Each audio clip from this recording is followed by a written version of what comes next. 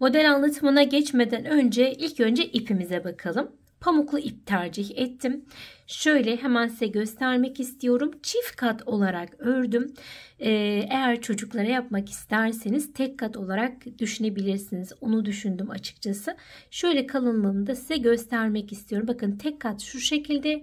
Bu çocuklar için uygun ama çift kat yaparsanız bir yetişkin için eldiveni örmüş olursunuz. Şimdi iplerim böyle pamuklu olan iplerden ama siz istediğiniz ipten tabii ki inceliğine, kalınlığına göre ayarlayarak yapabilirsiniz.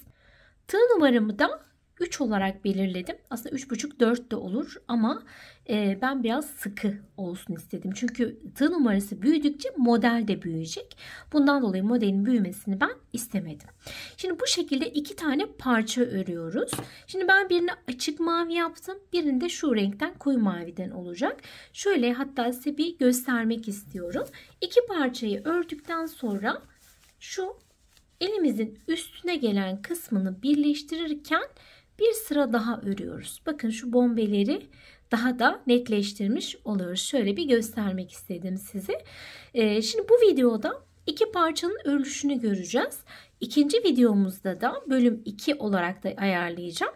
Birleştireceğiz. Birleştirirken de bir sıra daha örüp tamamlayacağız. Bittikten sonra da patilerimizi yapacağız ve ortaya da bir tane kalp konduracağız.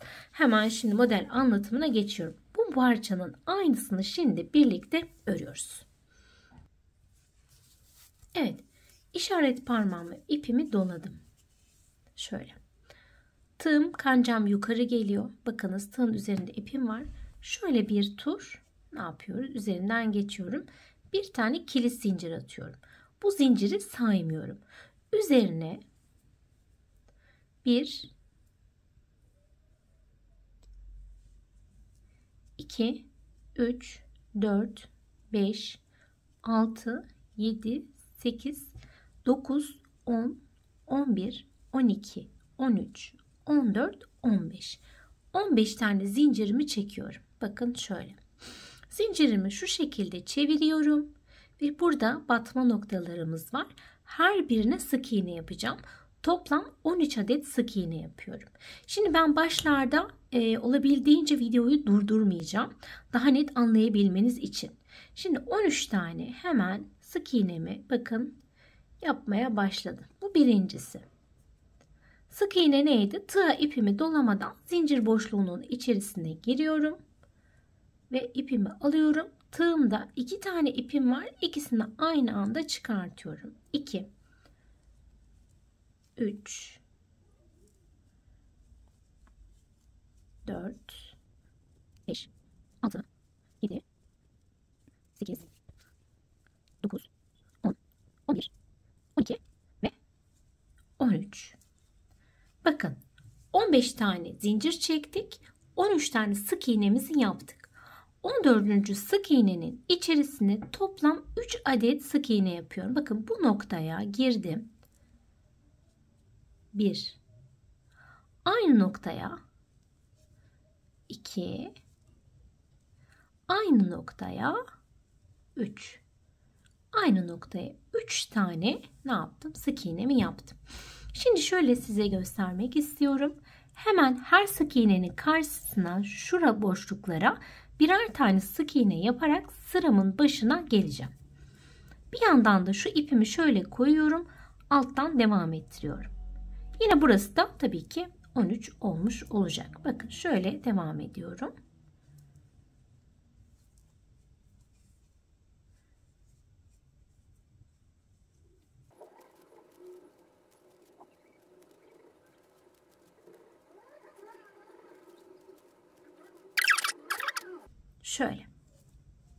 Şöyle bir koyuyorum sizin için. Buradan başladık. 3 tane sık iğne yaptık. Döndük. Şimdi sıranın başındayım. Hemen bir zincir çekiyorum. Ve örgümü şöyle çeviriyorum. Şimdi bakın. Yine 13 tane sık iğne yapacağım. Bu artırma noktasına kadar geleceğim. Buradan buraya 13 sık iğne. Bu 13 sık iğneyi hiçbir zaman unutmuyoruz. Her sırada bu gidişlerimiz bizim 13 sık iğne üzerine oluyor. Hemen bakın. Dibine şöyle battım. Sık iğnelerimi yapıyorum.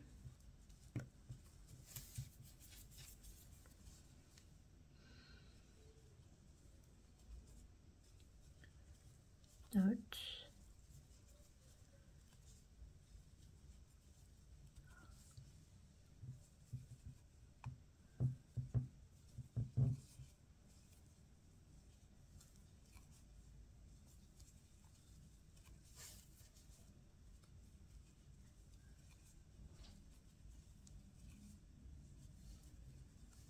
12 ve 13.'yü yaptık. Bakın 13 tane sık iğnemi tamamladım. Şimdi artırma noktasındayım. 3 tane yapmıştık aynı noktayı biliyorsunuz. Şimdi bunların her birine ikişer tane batıyoruz. 2, 4, 6 tane olmuş oluyor. Hemen bakın geldim şöyle aynı noktaya bir tane sık iğne yaptım. Hemen içine bir tane daha yaptım. 2 sık iğne oldu. Hemen yanındakine bir sık iğne yaptım. Bir sık iğne daha yaptım. Son olan üçüncüye de 2 tane sık iğnemi tamamladım. Şimdi ne yapıyoruz? Sıranın başına kadar sık iğne yapıp geliyoruz. Sıranın başına kadar sık iğne. Evet, sıramın başına geldim. Bir zincir çekiyorum. Tekrar çeviriyorum. Yani biz örgümüzü buradan başlıyoruz, örüyoruz, artırmalarımızı yapıyoruz. Bu noktaya geliyoruz. Burada bir zincir çekiyoruz, tekrar geri dönüyoruz. Tam olarak netleşsin. Şimdi ne yapacağız? Yine 13 tane sık iğne yapacağım. 13 tane sık iğne yapıyorum.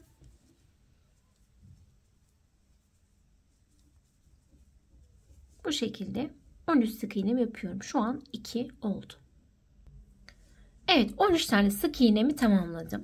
Hemen geldim. Şimdi ne yapıyoruz? Hemen gelene bir tane tek sık iğne yapıyorum. Bir tane sık iğne yaptım. 1.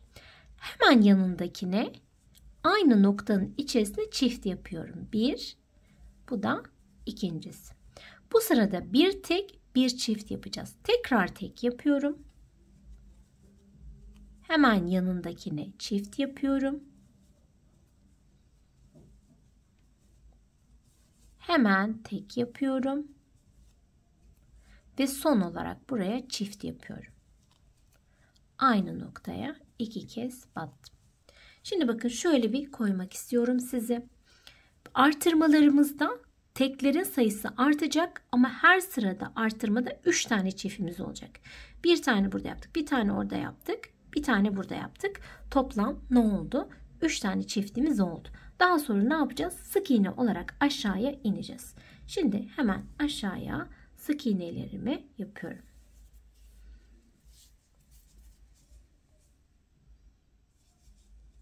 Bakın.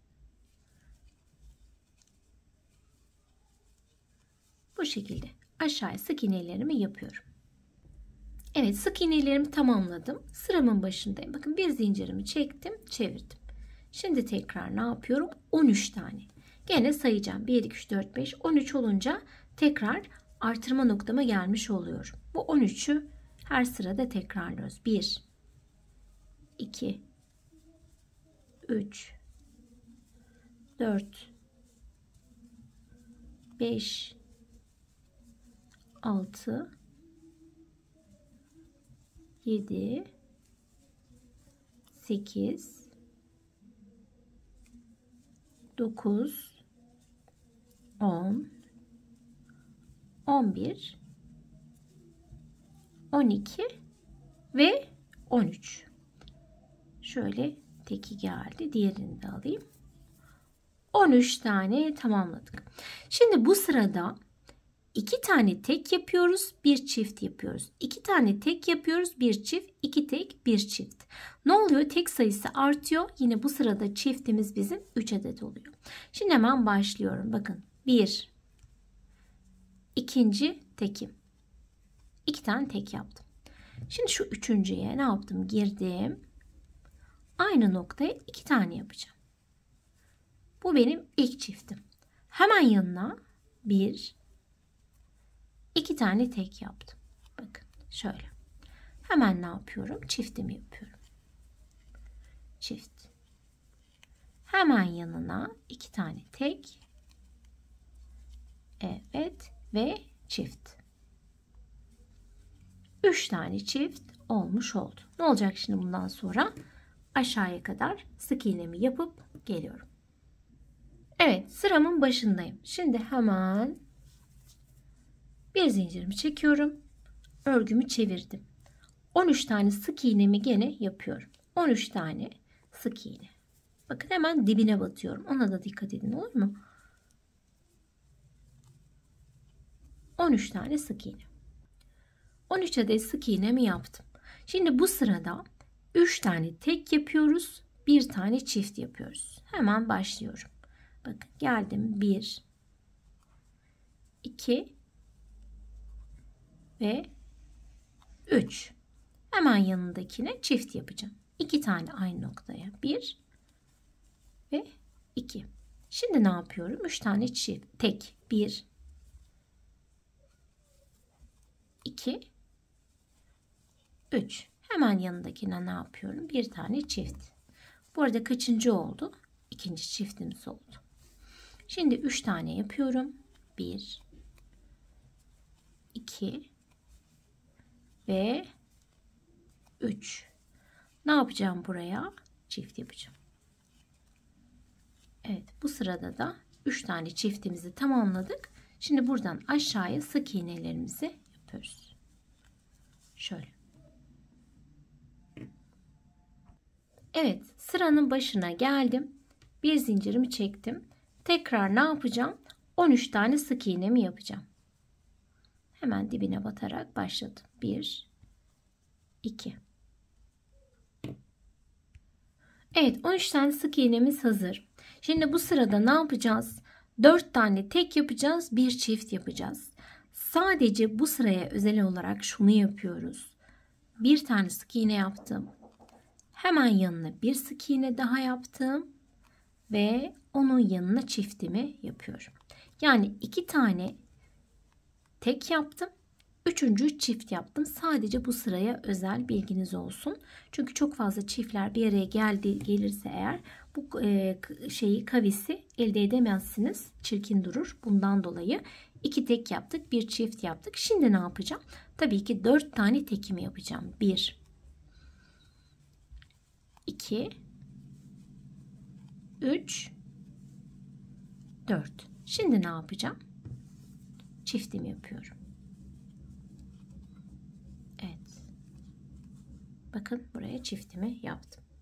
Şimdi 4 tane tek yapıyorum. Bir çift oldu. Bir çift daha oldu. Şimdi 4 tane tek. 1 2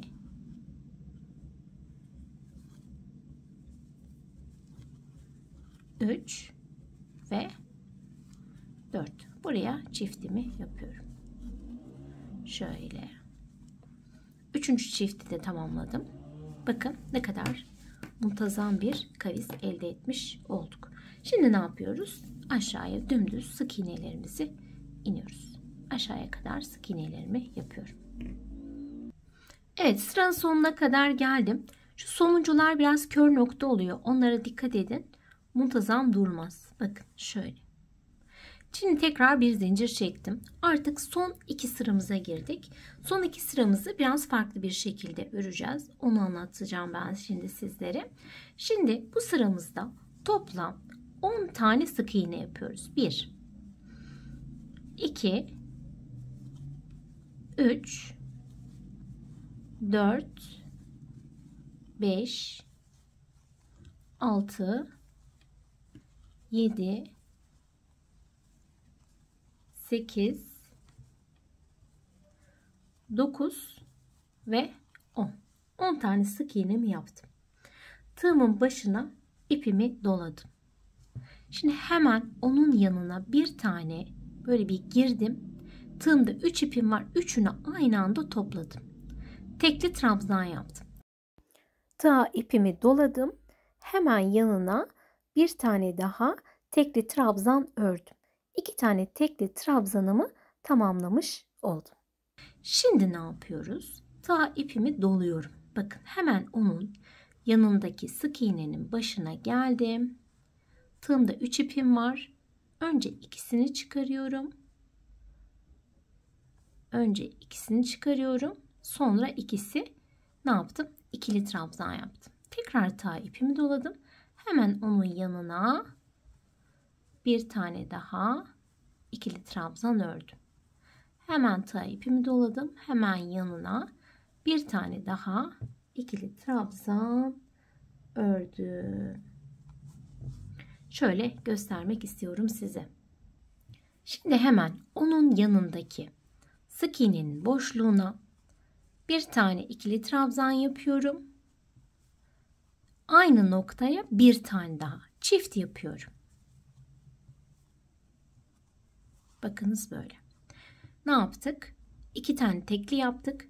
3 tane ikili yaptık. Sonra dördüncüye ne yaptık? Çift battık. Şimdi 3 tane ne yapacağım? İkili trabzan. 1 yan yana yapıyorum. 2 ve 3. Dördüncüye çift batıyorum. Bakın aynı noktaya bir tane daha yaptım. Şöyle. Şimdi ne yapıyorum? 3 tane 1 2 ve 3. Dördüncüye tekrar çift yapıyorum. Bakın şöyle. Ne yapmış olduk? Bir tane burada çift yaptık. Bir tane burada çift yaptık. Burada bir tane çift yaptık. Şimdi bir tane daha çift yapacağız. Yani 4 tane çiftle olayı bitirmiş olacağız. Şimdi hemen çiftten sonra ne yapıyordum? 3 tane yan yana ikili trabzan. 1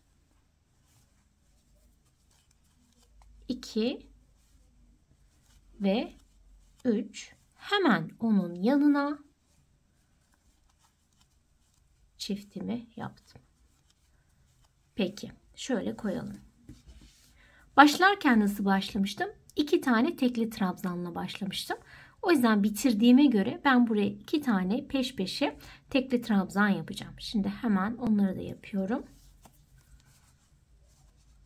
Şuraya bir tane, hemen yanına bir tane daha.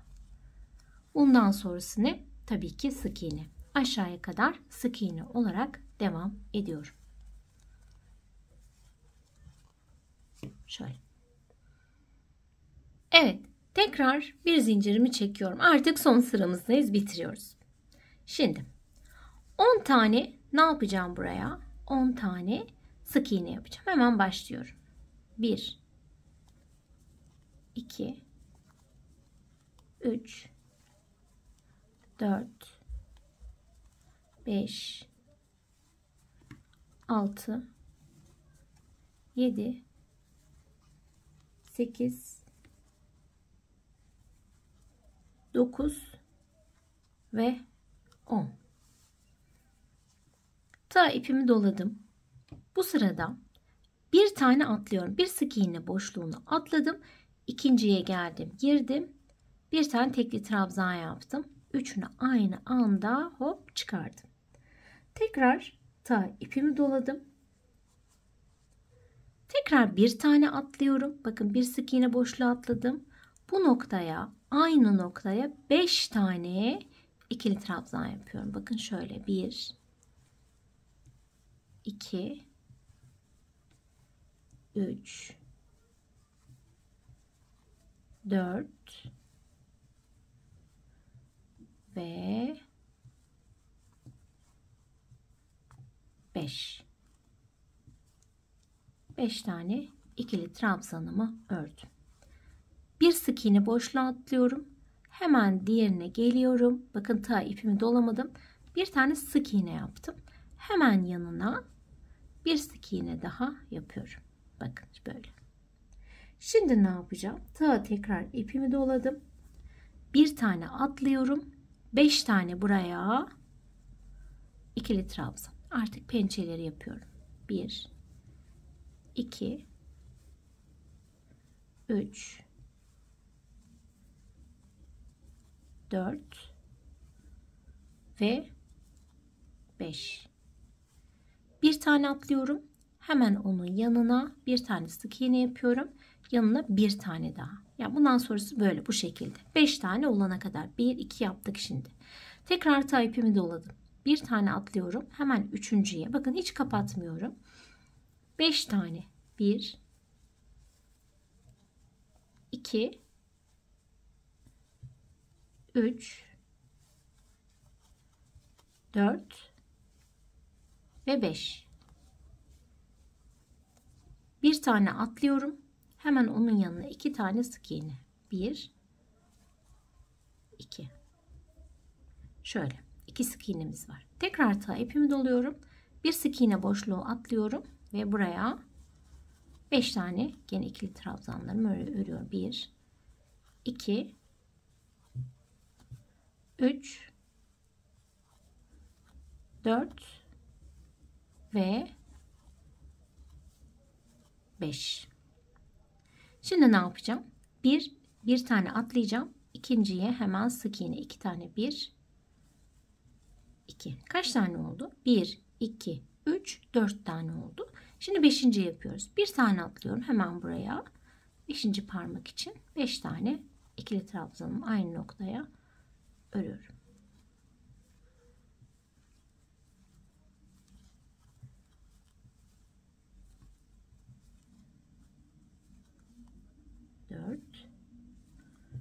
Ve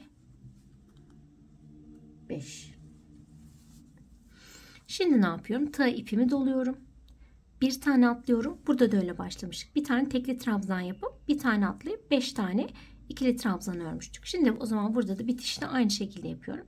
Bir tane atlıyorum. Hemen bunun yanındaki boşluğun içerisine bakın girdim. 3 tane ipim var. Üçünü aynı anda çıkardım. Bir tane tekli trabzanımı yaptım. Bundan sonrası aşağıya kadar hepsini tek tek batıyorum. Sık iğne olarak örüyorum. Evet, bu şekilde toplam 2 tane, bakın ben 2 tane ördüm. İkisi de aynı boyutlarda. Şöyle özellikle birini farklı renk yaptım ki birleştirmede daha net anlamanız düşüncesiyle. Şimdi bu videoyu burada sonlandırıyorum. Şimdi ikinci bölümde ne yapacağız? Hemen bunları birleştireceğiz. Bunda ilkinde ipini koparıyorum. İkincisini koparmıyorum. Çünkü birleştirmeyi bu şekilde yapacağız. Bakın. Şöyle. Şuradan birleştirmeye başlayacağım. Ve patileri biraz daha büyüteceğim. Dolgunlaştıracağım. Daha sonra da ne yapacağız? Bu kalbimizi yapacağız. Minik yuvarlak halkalarımızı yapacağız. Sonra da şu şekilde bakınız bir şey yaptım. Kenar yaptım. Bu kenarı siz isterseniz daha büyütebilirsiniz. Ama ben bu kadar bana uygun geldi. Bu şekilde de lastiği de tamamladıktan sonra videomuz bitmiş olacak. İkinci bölümde görüşmek üzere diyorum.